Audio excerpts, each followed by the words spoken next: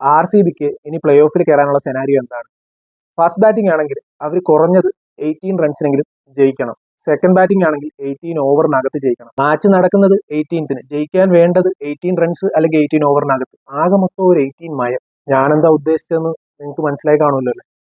ഒരുപക്ഷെ IPL ഫൈനലിനേക്കാൾ ഏറ്റവും കൂടുതൽ ആൾക്കാർ കാത്തിരിക്കുന്ന മത്സരം നാളെ മെയ് 18-ാം തീയതി ചെന്നൈ RCB തമ്മിലുള്ളതായിരിക്കും. പണ്ട് MS ധോണി പറഞ്ഞൊരു വേർഡ്സ് ഉണ്ട്, hopefully my last T20 will be in Chennai. അങ്ങനെ നോക്കുകയാണെങ്കിൽ ഇത് MS ധോണിയുടെ ലാസ്റ്റ് സീസൺ ആണെങ്കിൽ ധോണിക്ക് വേണ്ടി CSK കപ്പടിക്കണമെന്ന് തോന്നും. ചിലപ്പോൾ തോന്നും RCB 16-17 വർഷത്തെ കാത്തിരിപ്പ് കോഹ്ലിക്ക് വേണ്ടി ആ കപ്പ് ഒന്ന് അടിച്ചിരുന്നെങ്കിൽ.